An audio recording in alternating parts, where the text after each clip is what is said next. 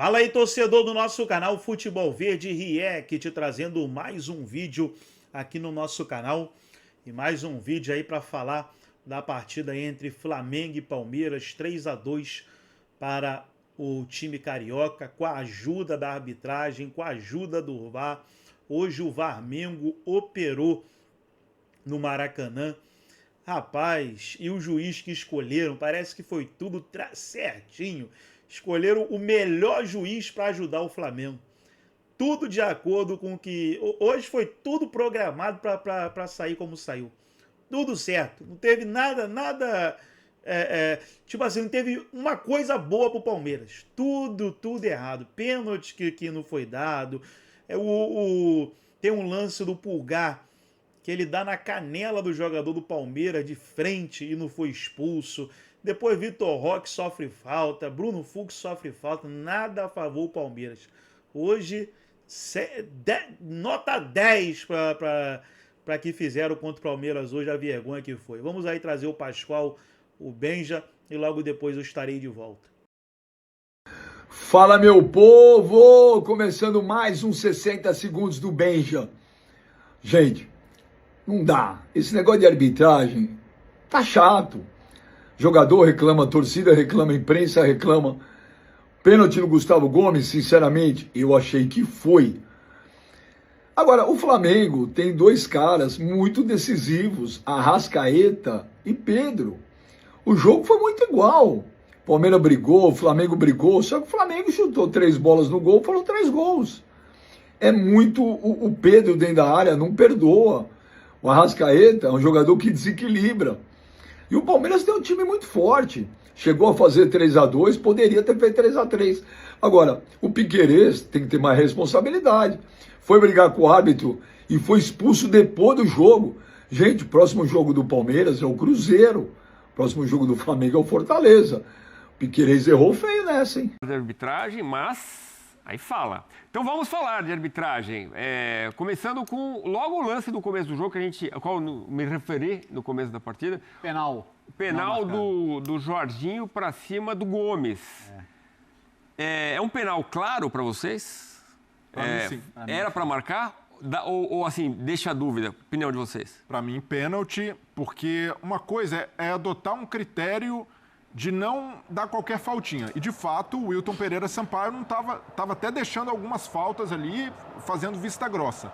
Só que aí é mão nas costas de um jogador que está subindo e sem disputa de bola. O Jorginho não tem como chegar na bola, nem está olhando para a bola. Ele já está no alto, ó. Quando ele é deslocado, ele já tem os 2 pés fora do chão. E o Jorginho vai dar um empurrão, mesmo que seja um empurrão sem intensidade, é para atrapalhar, é para prejudicar o cabeceio do Gomes. E aí, como o Jorginho não tinha condição de chegar à bola e estava só querendo empurrar, para mim não tem comparação com nenhum outro lance que o Wilton deixou seguir. Tem até um empurrão, se não me engano, no meio-campo, do Gomes no Arrascaeta, e até o Arrascaeta de lado ali, mas não é um pênalti, não tinha disputa de bola e pelas costas. Para mim não tem o que chama a atenção nesse lance é o VAR não ter chamado o Wilton Pereira Sampaio. O Wilton Pereira, visão encoberta, estava longe, foi um lance no segundo pau, ok. Mas o VAR precisa chamar nesse lance. Eu não vou poupar o Wilton Pereira Sampaio porque ele não tem nenhuma visão interrompida no lance. Não. Ele tá limpo. Ele tá limpo no lance. Ele tá na frente da jogada, ele tá lá onde que ele tá, ó. Não tem ninguém na frente dele.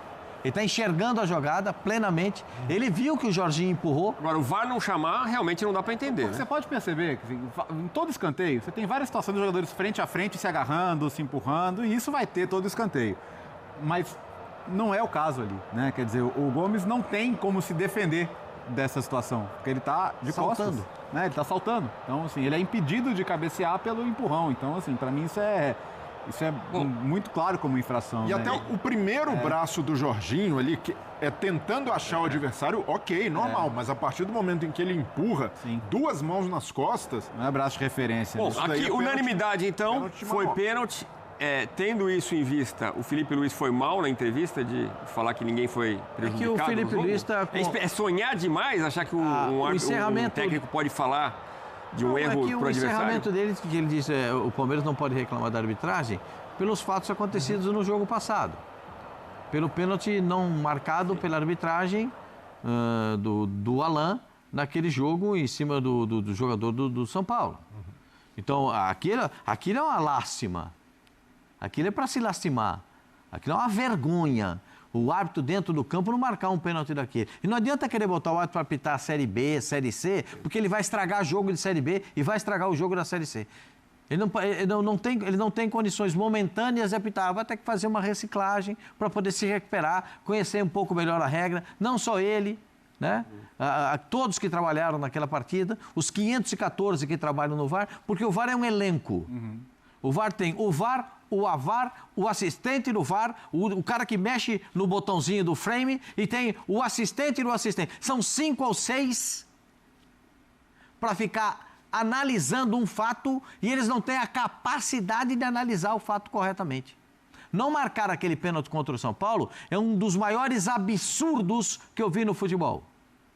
Como não marcar esse pênalti é um outro absurdo no futebol. Sim. O VAR quer não chamar o árbitro para isso, porque se esse lance fosse no meio-campo, ele marcaria com absoluta tranquilidade. Como marcou esse lance que você se referiu? Não, mas nesse ele não marcou, no empurrão do Gomes no Arrascaeta, mas é isso, um empurrão de lado, disputa de bola, ok. Agora, empurrão nas costas. Dentro da área, com o jogador já em movimento, ele já estava subindo para a cabeça. Ali é o seguinte, eu vi Mauro Galvão jogando, eu atrás do gol. Mauro Galvão era um gênio. Gênio. Ele era pequenininho, 1,75 m, um pouco mal, eu tenho 1,72 m, 1,75 m tinha o Mauro Galvão, um pouquinho mais alto que eu. Você lembra do Mauro Galvão? Todos nós lembramos. O Mauro Galvão subia na área no Vasco da Gama, vinha cada tanque, cada centroavante, ele subia um instante atrasado. Ele não subia junto com o atrasado, era um instante atrasado. E aqui, ó o balanço do corpo dele, ó. Corpo a corpo. Por quê? Porque o jogador adversário já está no alto. E aí você vai no corpo dele. Subindo, você deslocou.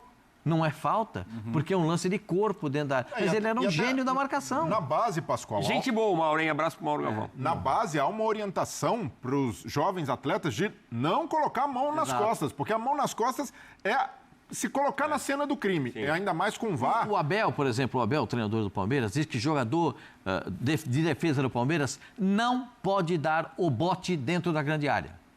Dentro da grande área é a orientação do Abel. Você cerca. O Bruno Fux rompeu isso, né? Deu um pote e fez o pênalti. E assim, para mim... Você vai ver já o pênalti. Mas para mim faltou grandeza tanto do Abel quanto do Felipe Luiz. Do Abel, no momento em que o Palmeiras foi beneficiado contra o São Paulo, ele meteu aquela... não teve disputa de bola. Se não teve disputa de bola... Aí hoje, quando ele vai reclamar, o lance também não tem disputa de bola. Se for usar o critério do Abel, já que não tem disputa de bola, nada a marcar. Só que hoje o Felipe Luiz tem a oportunidade também de se mostrar diferente e parece que é uma coisa que parece que machuca, né? Admitir que foi beneficiado e sem colocar em xeque o desempenho. O Flamengo mereceu vencer o jogo. Sim. Não há o que se questionar. Mas há essa dificuldade de quem é o beneficiado da vez de dizer, olha, teve um pênalti não marcado, mas aqui... E os dois comprovariam um ponto que ambos têm. Tanto o Felipe Luiz quanto o Abel já falaram sobre necessidade de profissionalização, de melhoria de condições de arbitragem, pontos plausíveis. E isso só confirmaria o que eles tanto defendem. Mas não, são técnicos excepcionais, mas que em termos de comportamento, quando a gente fala de arbitragem, se igualam à maioria que só olha para o próprio umbigo. E esse é um comportamento ruim de quem... E eu estou focando nos técnicos, mas a gente pode ampliar para os dirigentes, até para os jogadores. Eu acho que mas nesse caso... os dois treinadores são referências de excelência no futebol brasileiro. Aí tem o belicismo dos dirigentes. Mas, tá vendo como se transforma esse ponto bélico dos dirigentes? Chega no treinador, chega no jogador, eu acho que é um chega na arquibancada. Que se retroalimenta, quer dizer. Mas esses caras têm a chance de, pela autoridade que eles têm do jogo, eles não são caras que vivem o jogo nos bastidores. Eles estão ali dentro do campo. Então, se os dois, se o Abel lá atrás tivesse reconhecido que o Palmeiras foi beneficiado, e hoje o Felipe Luiz, reconhecido que houve um pênalti não marcado para o Palmeiras, a gente teria um debate mais maduro, porque o torcedor se desarmaria Mas também. talvez torcedores das equipes ficassem decepcionados. Esse é o ponto, Breno. Eu não acho que o torcedor se desarmaria. O torcedor ia achar que o técnico dele é trouxa. O dirigente talvez não ia gostar do técnico dele admitindo, o torcedor, o influencer, o jornalista, muitas vezes, né? Ia falar aí, mas o bobão lá tá reconhecendo que o time dele foi beneficiado. Até porque... E semana que vem, quando ele for prejudicado, o outro técnico não vai falar. Como diz o Pascoal, Né? lembrando que pensando no próximo jogo, né? A reclamação pensando no futuro. Essas figuras acabam perdendo a autoridade para reclamar, porque o Abel, depois que não reconheceu, o que o Abel ia falar? Se ele subisse o tom com a arbitragem, todo mundo ia pegar, mas lá atrás... Quando você foi beneficiado, você arrumou ali um malabarismo para defender a não marcação do pênalti. E hoje, o Felipe Luiz é a mesma coisa, porque se amanhã, no jogo passado contra o Botafogo, o Felipe Luiz subiu o tom e reclamou com razão de um pênalti não marcado no Luiz Araújo, tomou um pisão dentro da área, era para ter sido marcado. E hoje, muda radicalmente o discurso para ele, não teve problema de arbitragem no jogo, o Palmeiras não tem direito a reclamar de arbitragem. Os dois, tanto o Abel quanto o Felipe Luiz, jogaram para a torcida e são técnicos pelo patamar que alcançaram. O Abel, sobretudo no Palmeiras, né, 5 anos, que não precisam desse tipo de coisa para se sustentar no cargo. O técnico está ameaçado, é um cara que está balançando, mas esses caras não precisam jogar para a torcida. E aí eu vejo que a gente precisa sair um pouco, né, de arbitragem, e arbitragem, o grande problema, de fato, continua sendo a arbitragem, que tem de melhorar e evoluir.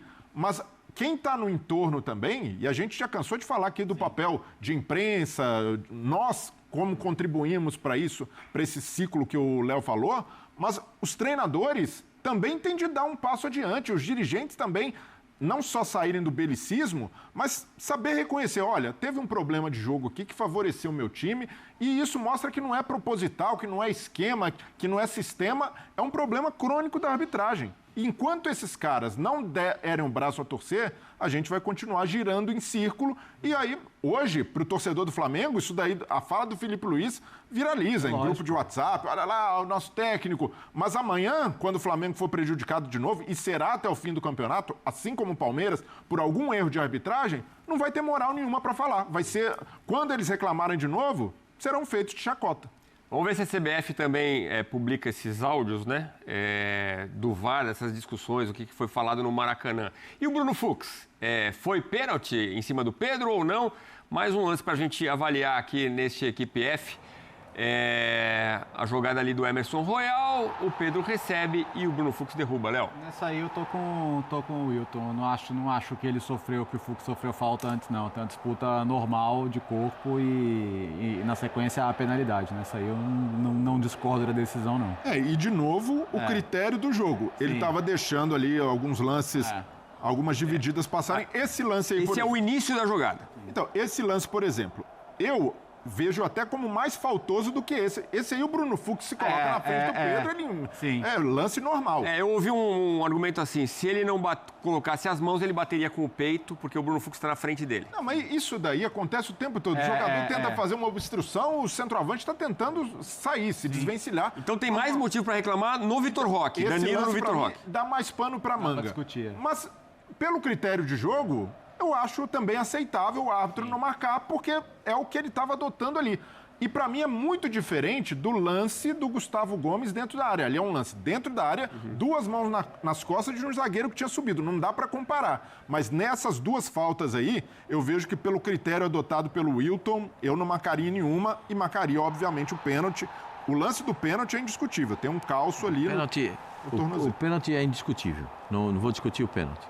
O Pedro vai corpo a corpo com o Bruno Fux, que se joga no chão para cavar uma falta de ataque. Como ele não teve sucesso, ele sai correndo atrás do Pedro e faz o pênalti. Mas tudo isso tem esse ponto da origem. Essa é a obrigação do VAR. O VAR tem que analisar o lance linear. Não existe verdade linear no futebol. Mas esse lance tem que ser analisado de maneira linear. O lance começa... Wilton, o lance começa lá, mas tem uma falta no Tigrinho. O Vitor Roque foi agarrado pelo jogador do Flamengo. E é falta. O Daronco deu a falta e não deu o pênalti. Vocês estão lembrados disso? Porque na origem do lance teve a falta. No Atletiba. No Atletiba. Na origem do lance tem uma falta em cima do jogador do Palmeiras. Perfeito? Então vamos lá. Léo acha que foi falta? Não marcaria. Não marcaria. Eu também não marcaria, entendo até que alguns árbitros, dependendo do critério, Marcariam. dariam esse tipo de falta no Vitor Roque. Para mim, a do Vitor Roque é discutível, mas pelo que eu tava... E o Palmeiras acho que reclama mais do lance no Vitor Roque do que no Fux. O meu problema do VAR chamar... Ali não tem nem o que reclamar. Não. No pênalti não tem o que reclamar. Não, digo O da choque- falta no choque Pedro. Aquilo lá, o Bruno Fux foi cair porque viu que foi falta lá. E ele foi cair aqui para dar uma chance do Wilton compensar. Mas e esse lance aí, Pascoal? Não tem nada. Mas o lance do Danilo com o Vitor Roque, a minha ressalva do VAR chamar é porque muitas vezes o VAR deturpa o critério que está sendo utilizado pelo árbitro. Sim. E o árbitro não tem firmeza o suficiente para bancar. Então eu vejo que, pelo critério que o Wilton adotou no jogo, é aceitável não marcar esse tipo de lance Agora, no Vitor Roque. eu não consigo não ver falta nesse lance, com respeito à opinião de vocês. Mas dá uma olhada nos braços do Danilo, como ele joga. É um lance de judô. Judô. Ele joga o atleta adversário no chão, que é o Vitor Roque. É um Ipom ou é um... Não, é Ipom porque ele cai de costas, é Ipom. Então, joga o Vitor Roque no chão, eu não consigo não ver falta. E é por isso que o VAR tinha que chamar. No mínimo para o Wilton tirar uma dúvida. Wilton, tem uma origem Tem do um lance. negócio aqui. Ó, tem lá. É o caso do lance do Atletiba. Ó, foi pênalti. Claro que foi pênalti. Mas olha, dá uma olhadinha aqui antes. Tem um trançapé do atacante no defensor. Ô Wilton, dá uma olhadinha no VAR. Tem esse lance aqui, tem um puxo. Olha isso, gente. Se isso aí não é falta, o que é falta? Precisa arrancar sangue do cara, precisa dar uma canelada, o cara precisa ir para o hospital para ser falta? Então é assim, o pênalti eu não vou discutir, ele fez o pênalti. A trombada que eles dão ali fora da área, com todo respeito, o tamanho. Você já viu o tamanho do Bruno Fux? Do jeito que ele é forte?